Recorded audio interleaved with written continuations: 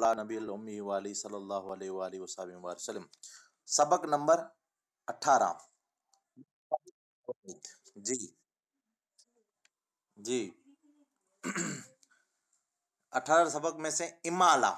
हाँ, इमाला जी माना है माइल करना। इमाला से मुराद है मज रेहा की रा को उर्दू के लफ्ज के कतरे और सितारे की बड़ी या की तरह रे पढ़ना है। इमाला जी चेता लुग़वी माना है जो माइल करना।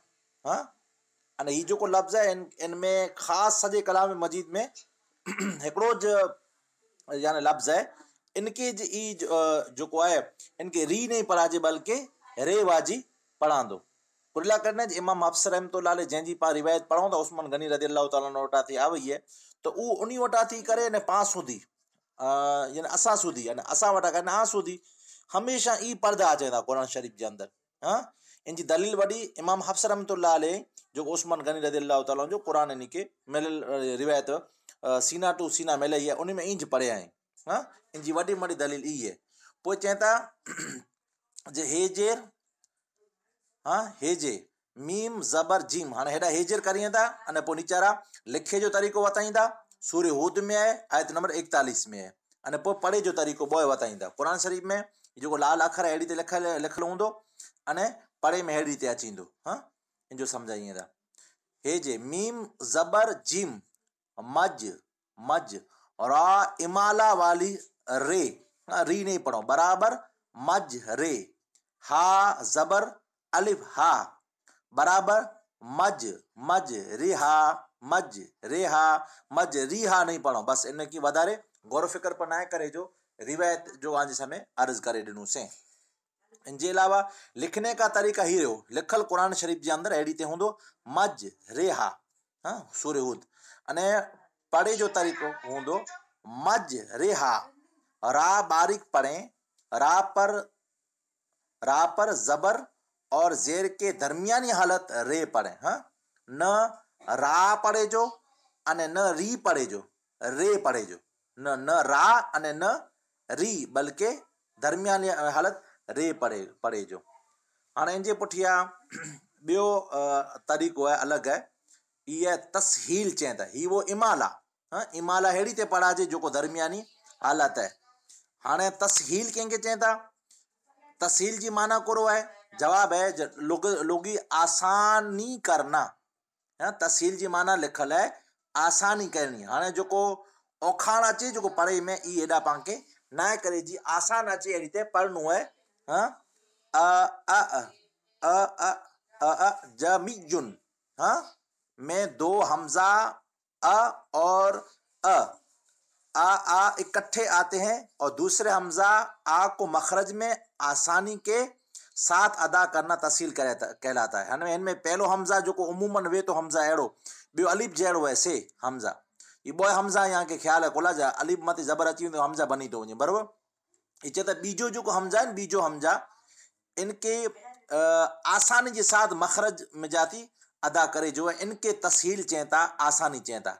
हाँ, अजमीयुन नहीं पढ़े में अचे लिखल है भले अजमीयुन लिखल है पढ़ा दो अजमीयुन अजमीयुन अड़ी ते आसानी के साथ रवानगी के साथ पढ़ी वने जो है। हाँ, अने तसहील का तरीका पोएडा तरीको पर बतायो हो कुरान शरीफ की आयत में कड़ी ते लिखल हो तो पर बतायो हो और अगिया वस्तु पर समझाए पाके। तसहील का तरीका दूसरे हमजा आ को मुतहरिक हमजा और अलिफ मदा के दरमियानी हालत में यकबारगी पढ़ें। समझी हुआ होंगे। हाँ, तरीका लिखने का तरीका लिखे जो तरीको बोइंग के अंदर एड़ो जाए कि वधारे की पर फर्क न है। हाँ, लिखने का तरीका जमीयुन। हाँ, हामिम सजदा आयत नंबर 44 के अंदर है अने पढ़े जो तरीको है अजमीयुन अजमीयुन। हाँ, आसानी से पढ़ी वने जो है। आ का कुछ हिस्सा पढ़ना और आ को कुछ अलिफ मद्दा पढ़ना। हाँ, जो को हमजा जबर आ है जो को इन जो थोड़ो को हिस्सो नरमी के साथ पढ़े जो अने कंहिंखे सो जरा खनि हिन में मद पण करे जो। ई हिकिड़ो अलॻि तरीक़ो आहे अने इनके तसहील चवनि था। क़ुर मजीद जे अंदरि हिकिड़ी जॻह मथे ई पण आयो आहे, इनके तसहील चवनि था। ई ॿियो क़ाइदो सम्झी विया हूंदा इंशाअल्लाह ताला। पाणखे हिन में फ़क़ति एतिरो सम्झिजो आहे कीअं हुनमें ख़ाली एतिरी वस्तु सम्झी विझे ज मजरी न पढ़े जो, मजरे पढ़े जो, आसानी लाइ करे ने हिन में अजमीयुन झटके जे साथ अचे तो जेको अहिड़ी ते औखाण अचे, ई पाणखे न पढ़े जो बल्कि आसानी जे साथ पढ़े जो है अजमीयुन वग़ैरह वग़ैरह। वो तरीक़ा हाणे टियों तरीक़ो हलिया जो दरमियानी लाम।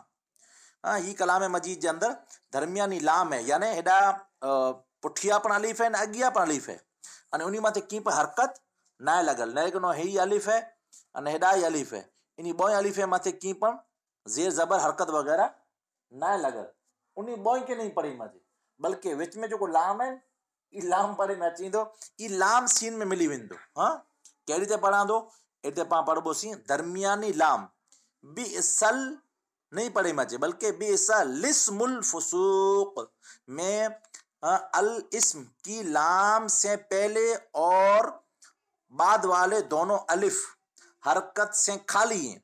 ऐं पाण बतायो सही हरकत से करो ही खाली है, यानी जेर जबर पेश जो कोई वस्तु न है नी थे। लाम पर जज़म के बजाय, लाम मथे जज़म जे बजाय करो है नीचे जेर है, नका उमूमन जज़म में तो बेसल पढ़े मचे तो हेॾा जेर है तो पाण जेर पढ़बोसी, इसलिए दोनों अलिफ न पढ़े बल्कि लाम को जबर के साथ बिसलिस्मुल फुसूक पढ़ें। कहिड़ी ते लिखने का तरीका और पढ़ने का तरीका कुरान शरीफ के अंदर 3 आयत सूरह हुजरात आयत नंबर 11 के अंदर है। बिसलिस्मुल फुसूक अने पढ़ांदो की बिसलिस्मुल फुसूक अहिड़ी ते पढ़ांदो। लिखल अहिड़ो हूंदो कुरान में, पढ़े में अहिड़ो अची वेंदो। बस इन 3 क़ाइदे में पाण खे फ़क़ति एतिरो सम्झी जो आहे जो इन ॿोई अलिफ जे मथे की पण ज़ेर ज़बर न आहे, लाम मथे ज़ेर है, ई सीन में मिली वेंदो। बिसलिस्मुल फुसूक पढ़े में अची वेंदो, जेको सूरह हुजरात में सॼे कुरान मजीद में हिकिड़ी जॻह ते इन टाइप जो अचे तो, अहिड़ी ते पाण खे पढ़े जो है। इनमें इंशाअल्लाह तबारक व तआला वाधारे कोई गौर फिक्र पण की करे जी ज़रूरत न है। समझी विया हूंदा इंशाअल्लाह ताला। न कोई चीज़ समझ में ना आई वे तो पॉइंट लिखदा अची विया अने पाण सबक थी मोर पूरो कयूं थी मोर ऐं पोइ चओ जा बरोबर। इजहार मुतलक सादा इजहार, मुतलक इजहार सादा इजहार 4 अल्फाज ऐसे हैं जिनसे नून साकिन ये रही, नून साकिन के बाद हरफे यरमलुन में से वाव और या एक ही लफ्ज में आ जाने की वजह से इदगाम नहीं बल्कि मुतलक इजहार किया जाता है, यानी गुन्ना नहीं किया जाता। हिनी जगह ते चारों ही जो अखर आया है, इन चारों अखरनि जे अंदर पाण खे एॾा गुन्ना नहीं करे में अचे, इख्फा जहिड़ो गुन्ना नहीं करे में अचे, बल्कि एॾा कुर करे में अची वेंदो, इजहार करे में अची वेंदो, चुट्टो पढ़े में अची वेंदो, जेको लिखल है अहिड़ो पढ़े में अची वेंदो। 4 लफ्ज़ों का नून साकिन हमेशा इन हर जगह गुनाह के बगैर पढ़े। हिन जगह जॾहिं जिते जिते पर ही अची वेंदा उड़ा पाण खे गुन्नो वगैरह पढ़े जो है। गुन्ना, गुन्ना नाक में आवाज को कहते हैं। फिर बाद में गुन्ना गुन्ना कहते थे, बाद में हमको सवाल किया गया कि ये गुन्ना क्या है। नाक में आवाज को ले जाने को गुन्ना कहते हैं जी। और दुनिया, दुन इस तरह नहीं पढ़ेंगे, दुन इस तरह नहीं पढ़ेंगे। बुनियानुन, बुनियानुन, बुनियानुन इस तरह नहीं पढ़ेंगे। किनवानुन, किन इस तरह नहीं पढ़ेंगे। सिनवानुन, सिन इस तरह नहीं पढ़ेंगे। इंशाअल्लाह ताला इसमें भी कोई गौर फिक्र करने जैसी बात नहीं है। कोई चीज़ समझ में ना आए तो ज़रूर लिखते रहना। और ये भी आसान है, स्वाद पर सीन 4 अल्फाज ऐसे हैं जो स्वाद से लिखे जाते हैं और स्वाद पर एक बारीक सीन भी लिखी जाती है। इनमें एतिरो पॉइंट में समझायो है पाण खे। ये चवनि था अमुक जगह मथे स्वाद हूंदा, पर स्वाद मथे निडड़ी हिकिड़ी सीन अहिड़ी लिखियल हूंदी, हूंदो स्वाद निडड़ी सीन लिखियल हूंदी। ई अहिड़ा अल्फाज आहिनि जो पाण खे अमुक जगह मथे स्वाद जी जगह ते सीन जो तलफ़ुज़ कढे जो है, वो जगह ते अने हिकिड़ी जॻह ते स्वाद आहे, स्वाद जे पढ़े जो न, हिकिड़ी जॻह ते ॿ रजा आहे, अहिड़ी 4 जॻह हुई। वो 4 जॻह हुई, दीप 4 जॻह हुई। किथे कोई ॻाल्हि कोई हक़ीक़त पाण हेॾा पढ़बोसीं चार्टर आहिनि, चार्टर जे अंदरि। हाँ, सूरह बकरा आयत नंबर 45 के अंदर है, यब यब सो तो नहीं पढ़ो, स्वाद नहीं पढ़ो, बल्कि सीन पढ़बो सीन, जैसे जड़ी ते यब सूतू, यब सूतू हिकिड़ो। ॿियो बस तौतन, बस बस तौतन, बस तौतन। हाँ, ये सूर्य बकरा में, ये सूर्य आराफ में आयत नंबर 269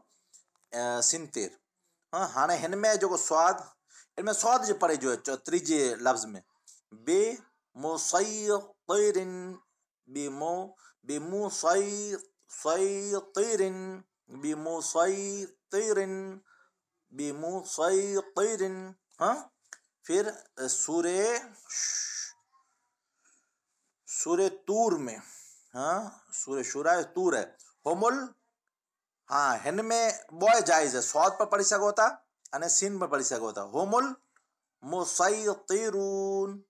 हाँ, निचारा लिखल पण है, इन दोनों में सिर्फ सीन पढ़े, इन बोई में पोए, इसमें सिर्फ स्वाद पढ़े हिन में अने इसमें स्वाद और सीन दोनों जायज हैं, स्वाद पढ़े पण पाके कोर पढ़े जो स्वाद कुल्ला पढ़े जो, स्वाद असल लिखल स्वाद है, समझी विया हूंदा इंशाअल्लाह ताला।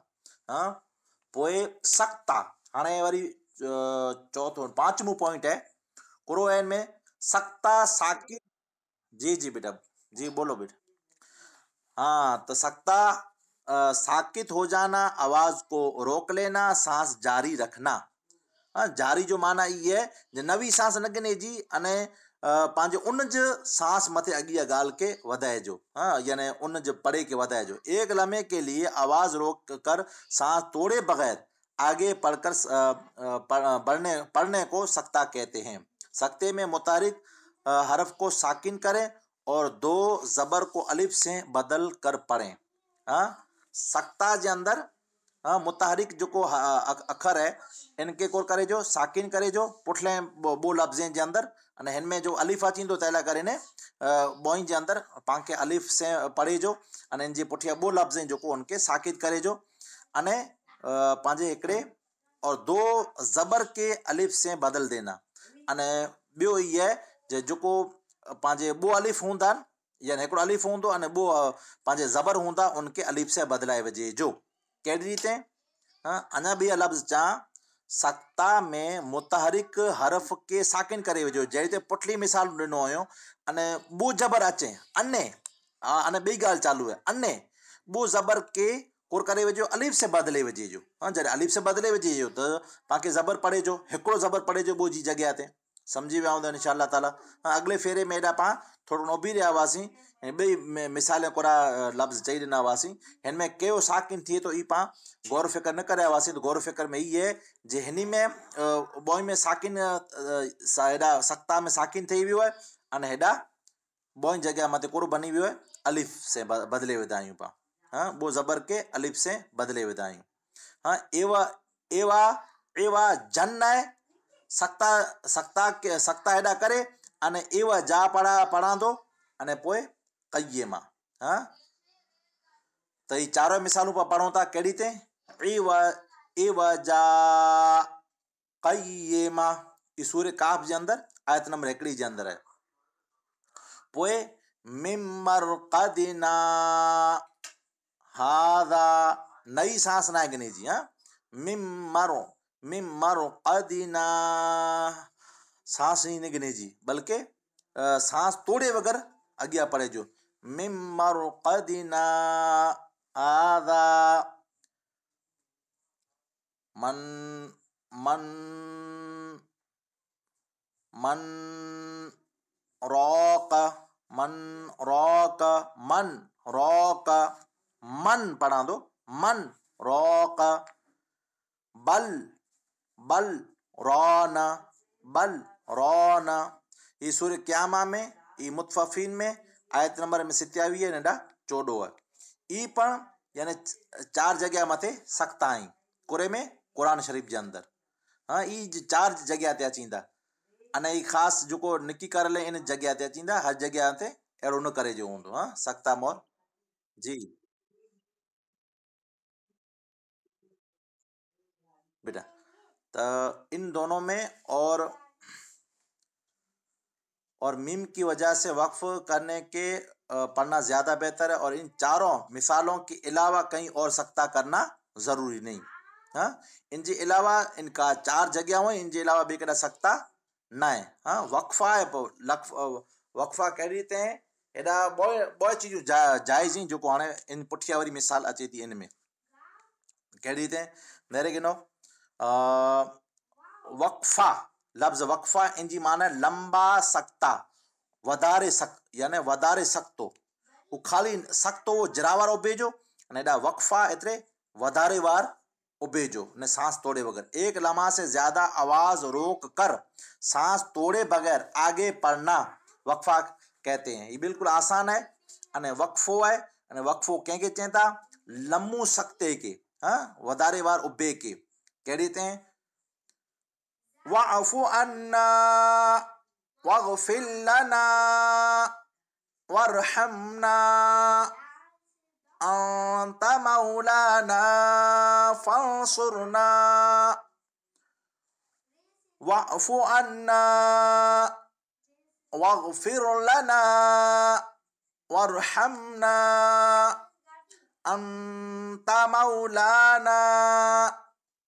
अंत मौलाना फंसुरना। हाँ, तो जिते जिते पण वक्फा लिखल है इते सांस तोड़े बगैर अगे अगिया पो पांखे गाल उनके जॉइन करे विझणो अहिड़ी रीते इनके खाली वक्फा चवनि था। हाँ, ई सूर्य बकरा जे अंदर है। हाँ, इनके अलावा ने कुरान शरीफ जी जो छहलियूं आयतूं इन जे अंदर है सूर्य बकरा जी छहली आयत में पोइ आरजी हरकत। हाँ, आरजी हरकत इतने थोड़ी को आरला आयत खत्म होने के बाद बाज अल्फाज हरकत से खाली अलिफ से शुरू होते हैं। ऐसे खाली अलिफ पर जो भी हरकत लगाकर पढ़ें तो उसे आरजी हरकत कहते हैं। ये चवंदा जो अमुक आरजी हरकत एतिरे जरावार ला करे ने पंहिंजे अमुक जगह मथे अलिफ मथे ज़बर लगाए में अचींदो क़ाइदे जे हिसाब न अमुक जगह मथे यानी जे लगाए में अचींदो क़ाइदे जे हिसाब। मिसाल के तौर मथे हाँ इरजी के खाली अलिफ के नीचे आरजी हरकत के तौर पर जेर लगाई जाती है जैसे इरजी।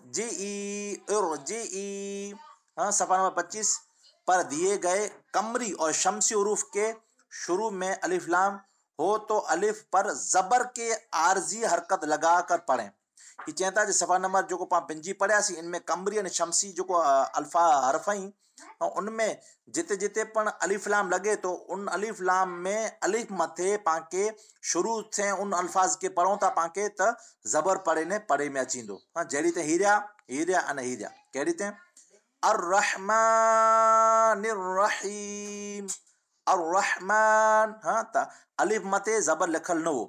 हाँ, अर्रहीम पाके पढ़नो है तेॾा पण अड़ी ते जबर लगाइणो खपंदो। हाँ, निल्लज़ी वे तो पाके एॾा अलिफ पाके लगाइणो खपंदो अल्लज़ी। हाँ, अल्लज़ीना वगैरह वगैरह इनमें मुख्तसर थोड़ी समझे जो है खाली अलिफ लगाए जो है अने ओडा अमर जो सेगो है तो ओडा अलिफ जे नीचे जेर लगाए जो है। हाँ, समझी में आउंदे इंशाअल्लाह ताला। और रा साकिन से पहले आरजी हरकत वाली जेर हो तो रा को मोटा पढ़े मसलन इरजी इरजी इर इरन इरजी। हाँ, फेल अमर वाले लफ्ज के तीसरे हरफ पर जबर हो तो जेर अलिफ के नीचे जेर को जेर की आरजी हरकत का लगाकर पढ़ें।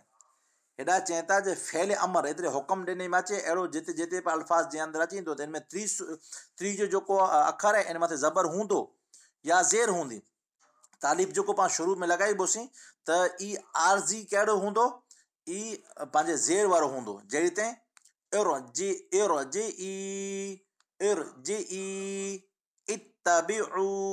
हाँ, सूरह यासीन जे अंदर है त समझी विया हूंदा इंशाअल्लाह तबारक व तआला। कोई चीज समझ में न आयो तो पॉइंट लिखे गिंजा अने इन वस्तु के और अञा अॻियां वधारे समझाइए था जो फेल अमर एतिरे कोई पण कम जे हुक्म जी गाल जिते लिखल अचींदी कुरान मजीद के अंदर किसी काम का हुक्म वाले लफ्ज के तीसरे हरफ पर पेश हो तो अलिफ पर पेश की आर्जी हरकत लगाकर पढ़ें।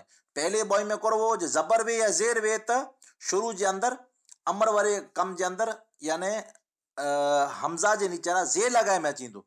हाँ हेॾा ही चवंदा तीजो जो हरफ है तीजो हरफ कयो है पंहिंजे शीन अने ॿियो दाल। हाँ ॿियो पहलो दाल न बीजो दाल हेॾा काफ ते न बल्कि तीजो अखर कयो है लाम है। हाँ इनमें पंहिंजे दाल खाए अने तीजो अखर कयो है लाम है। तो इन लाम मथे न रहो हिन लाम मथे न रहो न यानी पंहिंजे हिन मथे असल हिन दाल मथे न रहो असल तो इन मथे कोरो वा पेश वा। हाँ पेश है हिन बॉय मथे तो पेश आए जैवर जो पण पेश जाए। तो इनमें शुरू जे अंदर जड़ा जड़ा पण ई लिखल अची तो ओडा पा के हमज़ा जो शुरू जे अंदर ई केड़ो लगाए में अची ई पेश वारो हमज़ा लगाए में अची केड़ी ते। हाँ हेॾा लिखल नहीं वे पेश लिखल नहीं होंदो हिते पेश लिखल न होंदो हिते पेश लिखल न होंदो बल्कि पाके लगाए ने पढ़ो खपदो उशदुद। हाँ उक्तुलू उक उशदुद उक्तुलू उदखुलूहा उदखुलूहा वगैरह वगैरह समझी विया हूंदा। हाँ इन अंदर कोई जी जी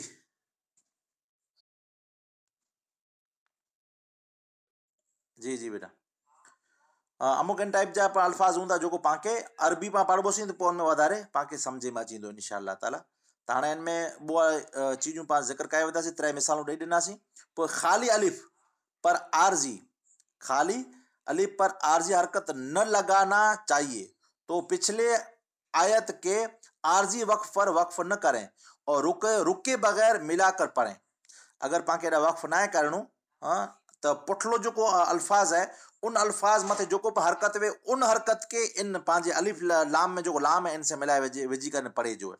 हाँ मिसाल के तौर मथे हेॾा मिसाल ॾिनो हुयो जे हेॾा अर रहमान मथे पा अलिफ लगायासीं कॾहिं लगायासीं जॾहिं पाण हिते वक्फ कयासीं त अगर पाण हेॾा वक्फ न कयासीं या पाके यानी पाके हेॾा अलिफ न मिलाइणो तो इंती मोर वारो जो अखर है ई उन अखर मथे जो हरकत वे जड़ी मिसाल के तौर मथे इन मथे नून मथे जबर है ई नून ई इन रे में मिली वेंदो अने इन में मिलाए करे एड़ी ते पढ़बोसीं। हाँ रब्बिल आलमीन अर्रहमानिर रहीम नका अर्रहमान न अर्रहीम अगर वक्फ हेॾा करे वेंदासीं हेॾा करे वेंदासीं त पर मिलाए न पढ़ूं था तो नून मथे जबर है जो ई डायरेक्ट रे में मिली वेंदो नर रहमानिर रहीम समझी विया हूंदा इंशाअल्लाह ताला। हाँ हेॾा ख़ासि हिन मथे तवज्जो ॾिजा भले ही इन वस्तु मथे तवज्जो न ॾियो त वांदो न समझी विया हो त जहा करीजा। जी जी जी बेटा इनपुट है नून कुतनी। हाँ नून कुतनी माँ तहत नून तनवीन के बाद मिलाकर पढ़ी जाने वाली हमजा। हाँ आ जाए को चवंदा जो नून कुतनी कॾहिं वेंदी तनवीन जे पुठिया बो जबर बो ज़िर बो पेश इनके तनवीन चवंदा इन जे पुठिया मिलाए करे अने पढ़े जे टाइम ते हमजा अचे।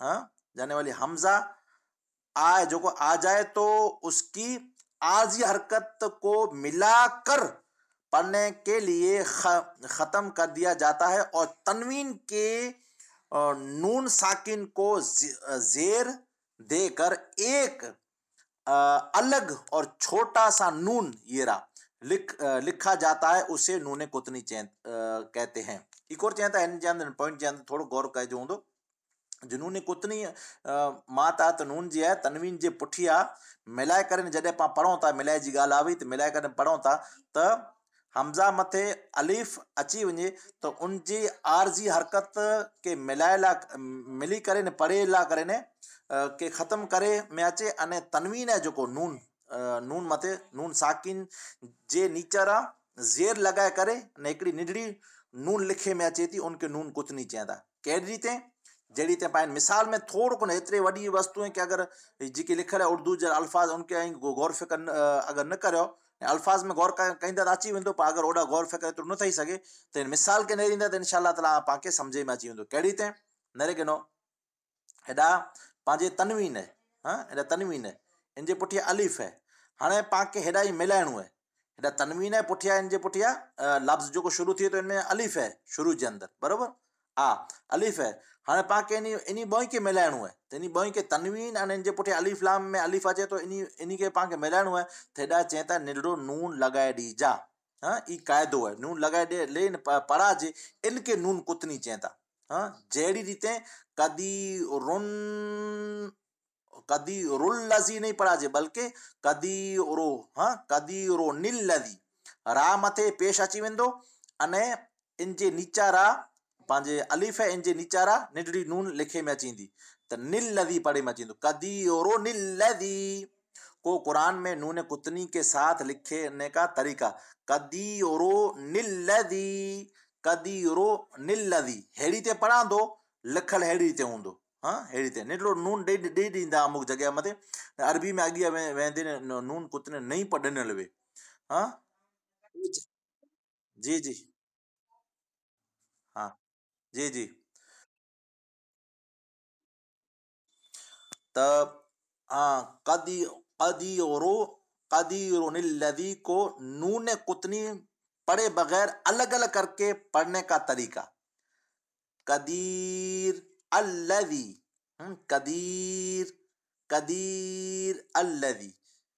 हाणे हेॾा इन जूं मड़े मिसालूं ॾिनो हुयो कहिड़ियूं हुई त हेॾा मड़े नून कुतनी जूं मिसालूं हुई।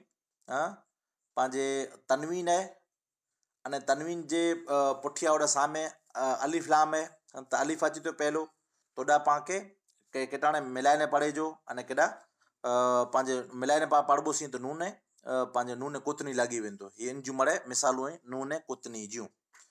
खैरा निल वसिया वसिया तू है जो पाण वक्फ जो अॻियां बयान अची वेंदो तंहिं कने तोज पढ़ूं था हे में नथा बदिलियूं इंशाअल्लाह ताला। खैरा निल वसिया तू सीबा निस्समाउ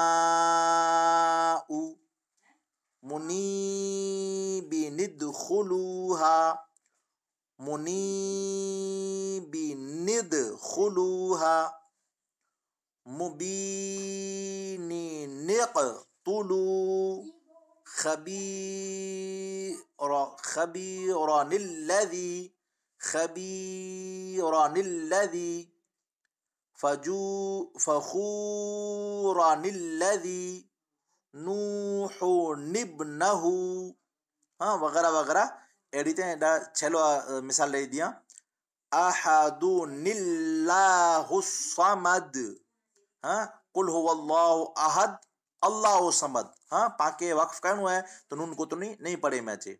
हाँ अने पंहिंजे सूरह फातिहा में इहदिन सिरातल में मिलाइने पढ़ूं था तो नुहदिन सिरातल मुस्तकीम। हाँ अगर न पढ़ियासीं तो पण वांदो न आहे। अहदु निल्लाहु समद अहदु निल्लाहु समद।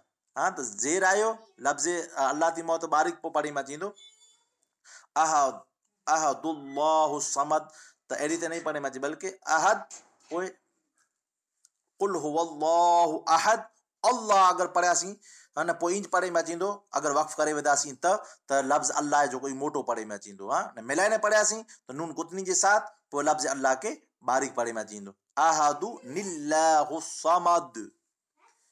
हाँ समझी विया इंशाअल्लाह ताला। ये मश्क नूने कुतनी के साथ और नूने कुतनी के बगैर दोनों तरीके पढ़ें। हाँ पढ़ें किसी आयत का आगाज और यादा नूने कुतनी पढ़कर न करें। समझी विया इंशाअल्लाह ताला। जहिड़ी तव्हांखे हैवर जो इन मिसाल में सम्झायोसीं अहदु निल्लाहु समद मिलाए करे पा पढ़ियासीं तो निल्लाहु समद पढ़ियासीं अने हिते वक्फ करे वेंदासीं अहद ते त पोइ हाणे पाण खे थी पढ़णो आहे तो कोन पढ़ांदो। हाँ अल्लाहु समद पढ़ांदो निल्लाहु समद नहीं पढ़ाजी पोइ नून कुतनी ही नहीं पढ़ाजी गुम थी वेंदी। नून कुतनी से पहले आने वाले जायद अलिफ को लंबा करके न पढ़े। हाँ जॾहिं बि नून कुतनी है इन थी मोर जो को अलिफ अचे तो उन अलिफ के लम्बू करे ने खेचे करे ने न पढ़े जो बल्कि नून कुतनी थी मोर वारो अलिफ है जो को उनके यानी पंहिंजे लम्बू न करे जो। हाँ जायद अलिफ को लंबा करके न पढ़े बल्कि जिको नॉर्मल हरकत है इन हरकत के साथ पढ़े। अहदु अहदु निल्लाहु समद को नून कुतनी से पढ़ते वक्त अहदु को दाल पर पेश भी पढ़े। हाँ दाल मथे जो को पेश है इन पेश के पढ़े जो। ताहम तलावत में इसे नून कुतनी के बगैर पढ़ना बेहतर है। अने तलावत के अंदर चेता इन जगह ते नूने कुतनी है जो को इन वगैर पढ़नू बेहतर है। क्यों कि कुरान में ये आयत नूने कुतनी के बगैर है। कुला ई आयत है जो को ई नूनी कुतनी वगैरह है, पर कायदे में है, पर आयत जे अंदर ना है। तो बेहतर चए त ई है न, अगर उनके साथ कायदे के साथ पढ़ा तो पर जाए, अने न पढ़दा तो पर जाए कुला जो आयत जे अंदर लिखल ना है। समझी विया हूंदा इंशाअल्लाह ताला। पोए इश्माम, इश्माम यानी लफ्ज मते गौर करी जा। इश्माम जी माना को थिए थी इशारा करना, इशारो करे जो कुरे से होंठे से। हाँ, रोम हल्की आवाज, रोम कहेंगे चेंदा हल्की आवाज के। हाँ, हल्की आवाज।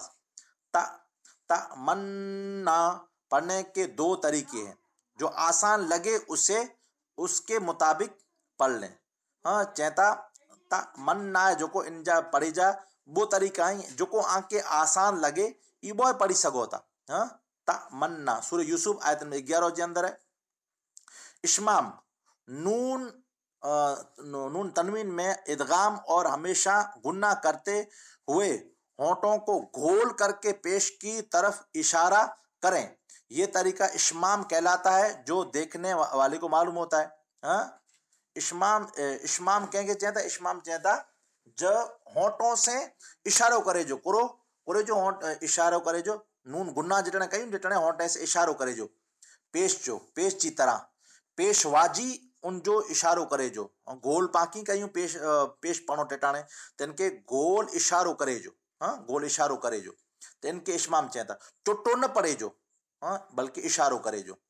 ता मन ना हाँ गुन्ना पकड़े जो अने होंठे से इशारो करे जो चो नेरे तो उनकी खबर पे जई इश्माम करे रहो है। ता